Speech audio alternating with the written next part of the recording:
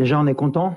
On a fait ce qu'on avait à faire. On voulait se qualifier rapidement. On ne l'a pas fait sur le match de la RDC en prenant 6 points, mais les matchs d'hier nous ont permis d'être qualifiés avant le troisième match. Donc c'est positif. Ça veut dire qu'on devient régulier dans cette CAN à passer le premier tour, ce qui était rare il y a pratiquement 10 ou 15 ans. Donc voilà, on est en huitième de finale. Mais ce match, bien sûr, qui va être important. D'une, pour respecter l'adversaire, respecter la compétition et nous respecter nous-mêmes. On a envie, on va jouer à 20h, donc on n'aura pas d'excuses par rapport au match de 14h. On a envie de montrer un beau visage et de prendre les 3 points pour aussi prendre de la confiance avant les matchs coup près. Non, on se fixe des objectifs qui sont élevés. Donc, le premier, bien évidemment, c'était de se qualifier, c'est chose faite. Maintenant, c'est d'aller chercher la première place. Voilà, il faut pas se relâcher sur ce dernier match.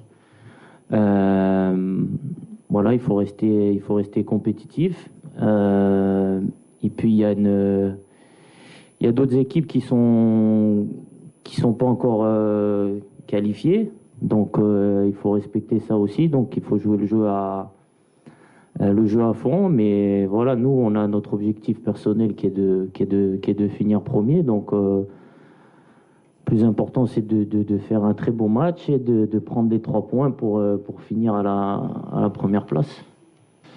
Bon, on va faire un mixte. Non, on a toujours la même mentalité. Cette compétition 4 fois, encore hier, on voit des surprises.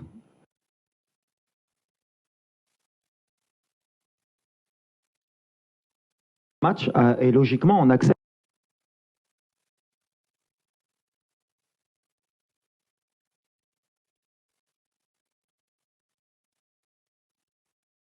Il y a encore des gens qui vont jouer leur vie sur le dernier match. Nous, alhamdoulilah, on a déjà cette sécurité. Avant, on jouait jusqu'au 3e match pour se qualifier. Ça veut dire que les joueurs, ils ont fait le travail. Après, ce 2e match, on n'est pas satisfait parce qu'on pense qu'on avait fait le plus dur en marquant et qu'en deuxième mi-temps, on n'a pas été à notre niveau. Mais avec l'honnêteté, je pense que jouer ce match à 14h, il était injouable pour personne.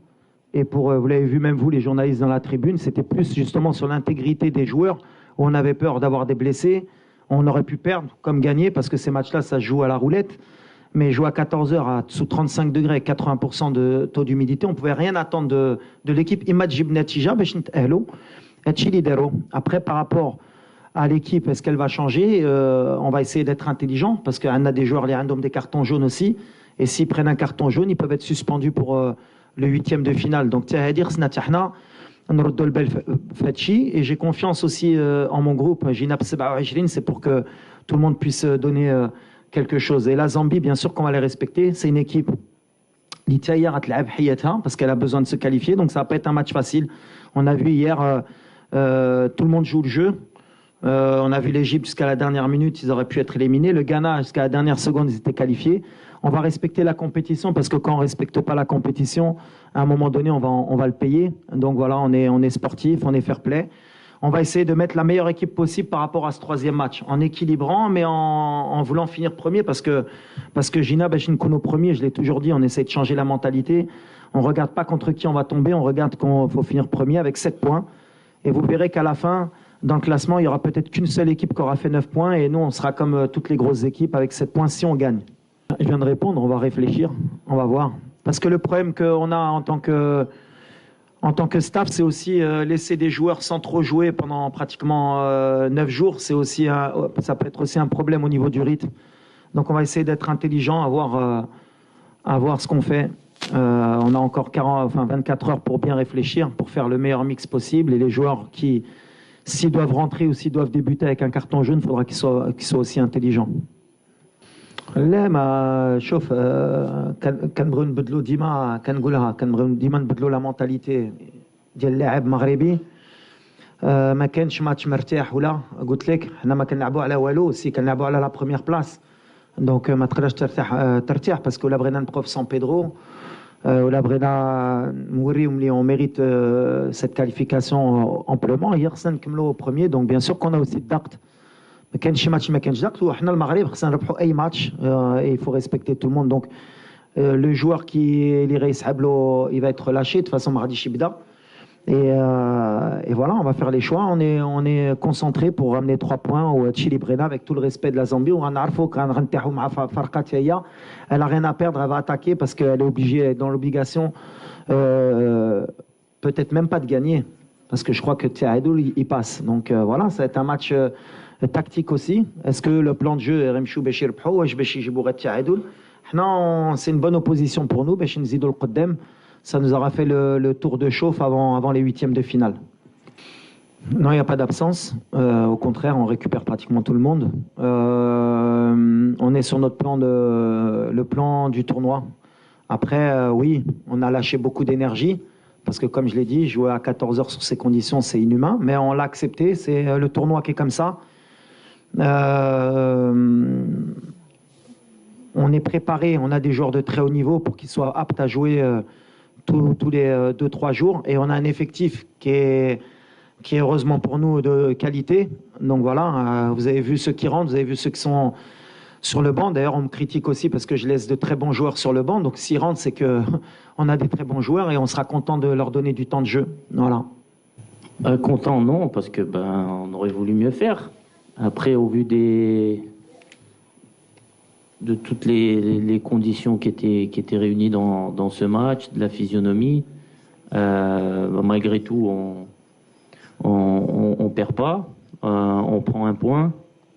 Je pense que c'est un match où on perd 2 points par notre faute, même si voilà, on va pas enlever la qualité de l'adversaire, mais je pense que on s'est mis en difficulté par rapport à nous-mêmes, donc c'est aussi qui est intéressant de voir, et ça nous permet de voir qu'il y a toujours des axes de progression, que tout peut se passer dans cette Coupe d'Afrique si on fait pas tout ce qu'il faut pour gagner les matchs. Donc c'est comme j'ai dit après le match, c'est mieux que ça nous arrive maintenant que plus tard dans les matchs à élimination directe. Donc voilà, il faut que ça nous serve aussi pour la suite, que ça nous aide à continuer à grandir, et que voilà, que ça nous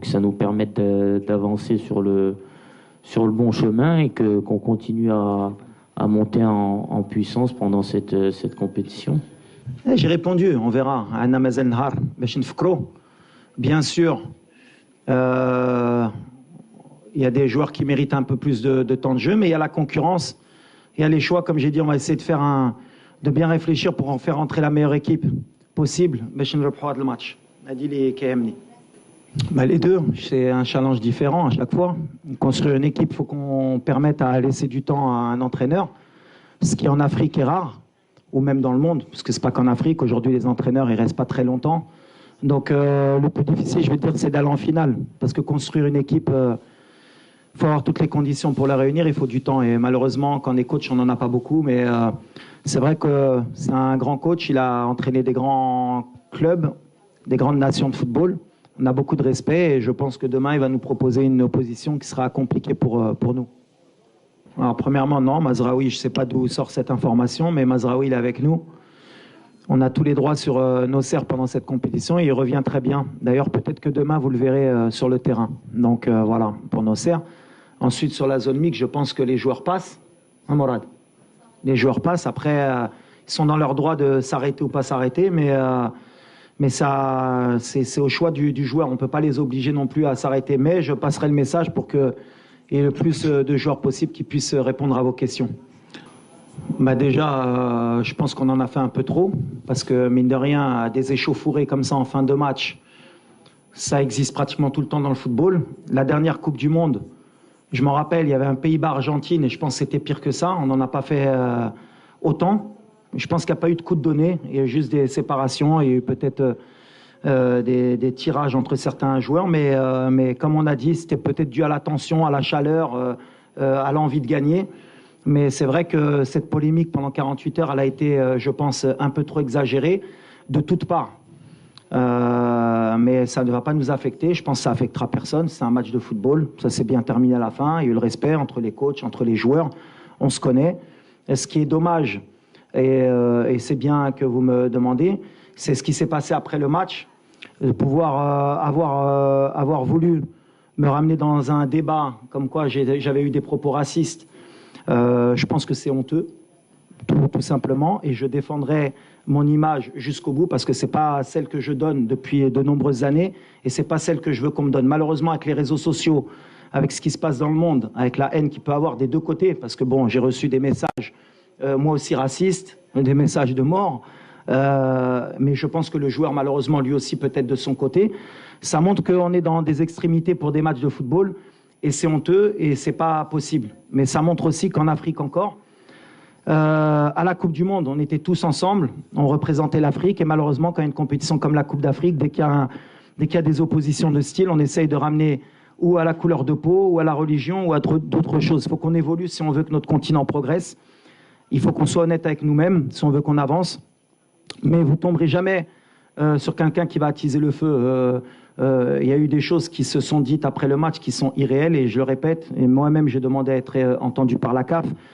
Voilà, j'ai jamais eu insulté le joueur, qu'il le veuille ou pas. C'est pas dans mon éducation. Ça a jamais été dans ce que je fais. Ce que j'ai fait après le match, je le fais tout le temps. Serrer la main de l'entraîneur, de l'arbitre et des joueurs. Peut-être, malheureusement, quand je lui ai serré la main et qu'il me regardait pas dans les yeux, j'aurais dû laisser passer. Mais moi, j'ai cette éducation et toujours ce moment où j'aime bien qu'on me regarde. Peut-être qu'il y avait un peu de tension. Lui, il l'a pas accepté. C'est comme ça, mais c'est le football. Ce que j'ai appris de ça, c'est que la prochaine fois, j'irai serrer la main de l'entraîneur et de l'arbitre et je me mêlerai plus des joueurs. C'est comme ça, mais ça m'a déçu parce que ça touche plutôt ma famille. Quand vous êtes quelqu'un qui combattait ce genre de choses toute votre vie et qu'en face, c'est une parole contre une parole et en plus le joueur, malheureusement, parce qu'il faut aussi le défendre, c'est que dans son interview, jamais il a parlé de racisme. Jamais. Mais c'est là qu'on voit que la société, elle est malade. À partir du moment où il a eu des mots que je ne peux pas répéter, ils sont partis tout de suite sur une couleur différente, donc il a dû dire quelque chose de raciste. Et ça s'est envenimé, que ce soit du côté congolais ou marocain. Et il y a des gens qui sont mauvais des deux côtés. Malheureusement, c'est l'être humain. Moi, je suis là pour calmer les choses. Il ne s'est rien passé de plus que d'une échauffourée d'une fin de match. Un joueur frustré, un entraîneur frustré. C'est terminé pour moi. Place au football, on se concentre. Il y a une CAN, c'est une fête. Et c'est une des meilleures CAN peut-être de l'histoire. On continue à avancer. Mais malheureusement, je condamne les messages que peut-être il a reçus, mais je condamne aussi les miens parce que les 48 heures qu'ont passé mes proches, c'est un peu moyen.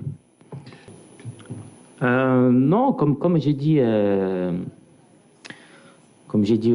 juste avant, le match, on perd les 2 points de notre à cause de nous, parce que sur ce qui fait notre force, normalement, on a été un peu plus défaillant, notamment en deuxième mi-temps, notamment les deuxièmes ballons. Voilà, on était moins compact qu'à l'accoutumée. Donc, on donne de l'espace aux adversaires, on les fait prendre confiance. Donc, voilà. Après, est-ce que l'aspect physique par rapport à la chaleur, ça a joué? J'ai envie de dire que j'espère que c'est le cas. Autrement dit, ça veut dire que voilà, ce match était très compliqué d'un point de vue physique par rapport au fait de jouer à 14 heures. Voilà, parce qu'après, les joueurs, voilà, nous sur le terrain, je pense que personne n'a triché. L'état d'esprit, il est bon. Quand on voit les données GPS d'après-match, on voit que tout le monde a couru, tout le monde a fait les efforts à haute intensité. Mais voilà, après, il faut pas se cacher derrière des excuses, mais c'est vrai que c'était très très compliqué.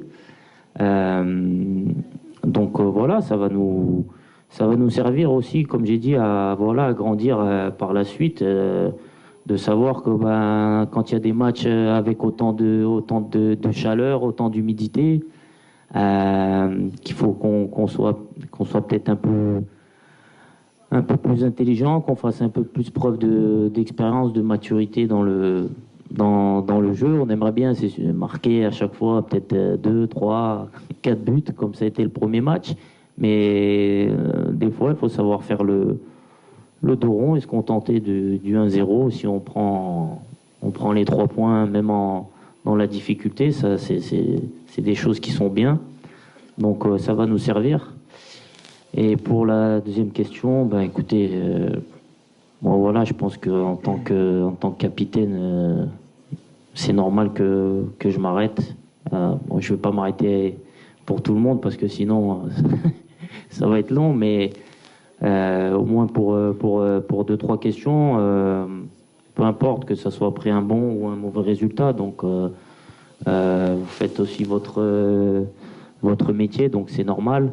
Après, voilà, il faut comprendre aussi les joueurs de temps en temps, la frustration.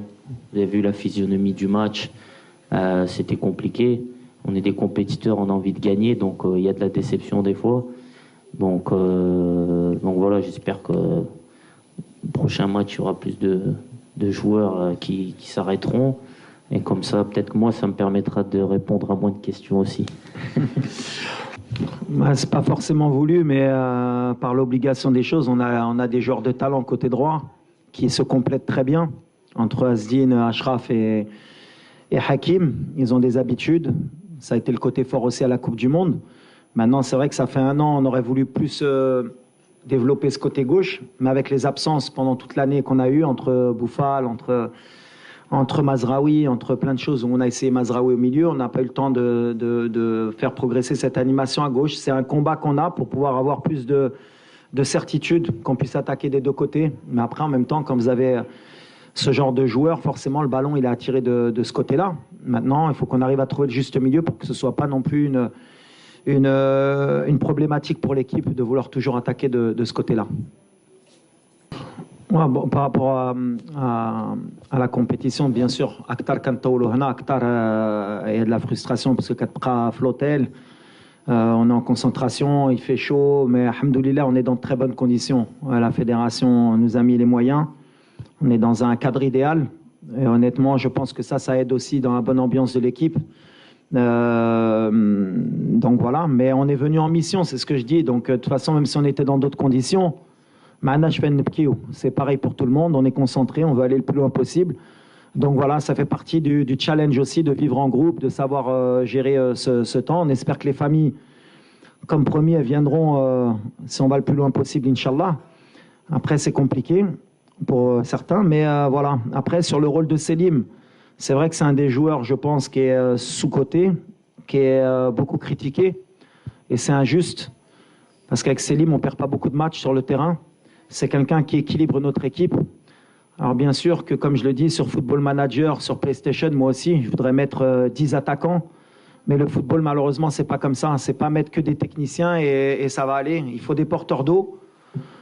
Pour avoir une belle maison, il faut des fondations. Le pilier, on ne le voit pas, mais c'est lui qui tient la maison. Selim, c'est quelqu'un en qui j'ai confiance. Et dans notre équilibre, surtout dans le jeu africain, et dans l'équilibre de notre milieu de terrain, justement, et de notre ligne offensive, on a besoin d'un joueur comme Selim. Maintenant, des joueurs comme Amir, ils sont en train de progresser. Il a fait une vraie préparation. Saïbari, c'est un autre style. Ça peut être sur un autre style de match aussi. Et après, c'est à moi de faire les choix par rapport au contexte. Mais je pense que tous les joueurs ont la bonne attitude. Et Selim, jusqu'à preuve du contraire, il a besoin aussi d'amour de la part du public. Parce que le critiquer, c'est injuste. Il a l'expérience de l'Afrique aussi. Il a déjà une Coupe d'Afrique dans les jambes. Et là, l'expérience, ça joue aussi beaucoup. Et ces jeunes-là, vous inquiétez pas. Hein. Ils ont 20-21 ans, ils vont en jouer des Coupes d'Afrique. Hein. Vous allez les avoir. À un moment donné, aussi, vous allez dire Safir, So, Ikhroj Mel Farqa, Flen ou la Flen. Chacun son temps. Le plus important, c'est qu'on a un bon groupe, qui est Troll, qui est Tratel. Et je répète mon soutien à Selim, comme tous les joueurs. Hein. Tout le monde mérite de jouer, mais Selim, il fait partie de l'équipe, c'est un cadre pour moi. Ben, c'est vrai qu'on a déjà beaucoup de binationaux aussi dans notre équipe. On a cette double culture et je l'ai toujours dit et je le répéterai. Pour moi, c'est une chance. C'est une chance parce que voilà, on a vécu dans différents pays, on a connu beaucoup de cultures. On a grandi avec, surtout moi à Paris, dans une société multiculturelle aussi. Donc voilà, on connaît beaucoup la mentalité de chez nous, d'autres pays, et c'est une force pour moi. Et ça me permet aussi justement, moi, dans mon groupe, de comprendre aussi mes joueurs, parce que voilà, on a peut-être le même parcours d'immigration, d'enfants d'immigrés, d'avoir cette double culture, de savoir vivre avec, et je pense que c'est une force. La deuxième question. Ouais, mais en tant que coach, déjà moi j'ai eu la chance d'avoir fait mes gammes en France. Voilà, on connaît le système français sur la formation, sur le côté tactique. J'ai eu la chance aussi d'évoluer en Espagne où ça m'a aussi donné d'autres idées de jeu, d'autres moyens aussi de voir le football. Voilà, j'essaye de prendre le meilleur des deux côtés de mon côté footballistique. Et puis j'ai eu la chance aussi d'entraîner surtout au Maroc où j'ai aussi pris l'expérience du jeu africain et de la botola qui m'a appris aussi à gérer beaucoup de choses. Donc on va dire que je suis un peu multifonction. Mais comme j'ai dit par rapport à mes origines, c'est aussi une force pour moi d'avoir connu ma formation en Europe et d'avoir grandi en tant qu'entraîneur en Afrique. Non, la préparation des Mziane, la compétition qui a joué au mois de janvier. On est en été ici, on est en hiver en Europe. L'hiver, mais chez Wolfo, il leur faut aussi un temps d'adaptation. C'est pas comme au Qatar où on est arrivé les températures avec les stades aussi climatisés à Ounona. Donc voilà, on est sur de l'adaptation aussi. Et c'est pas une excuse au Ran Aouda. On cherche pas d'excuses. Le match à 14h, bien sûr, qui nous a fait mal. Mais malgré ça, je retiens toujours le positif, c'est que même quand on est moyen, même quand on ne propose pas ce que vous attendez, on ne perd pas. On est solide contre des équipes qui ont envie de nous battre et qui sont surmotivées. Ça veut dire qu'on grandit en tant qu'équipe. Mais la stratégie, elle est simple. À partir de maintenant, Inch'Allah, on a que des finales. On a un effectif qui est préparé. On a envie d'aller le plus loin possible. Et Brennan Farho, Chiab Dialna, on est en mission, Kan'aouda. On est en mission, on va donner le maximum. En tout cas, nous, on ne va pas tricher. Et les joueurs, Ligue Romain, le match du Congo, ils n'ont pas triché. On n'a pas été bons, mais ils n'ont pas triché. Les courses, l'attitude, le retour de Ziyech, Drake, qui va se les crampes, qui va le match, l'envie à la fin, parce que même s'il les échauffourés, ce n'est pas une belle image dans le fond, mais ça veut dire le résultat des deux côtés, ça veut dire qu'on est motivé. Et c'est ce que je voulais donner à cette équipe. On n'est pas venu en vacances dans cette CAN. On a envie aussi de rentrer dans l'histoire. On va donner le maximum avec tout le monde, mais en respectant tout le monde. Mais les conditions, elles sont différentes qu'à la Coupe du Monde, bien sûr. Elles sont différentes et on va s'adapter. Merci beaucoup, merci cher confrère, merci coach. Merci et on se retrouvera demain. Bonne chance.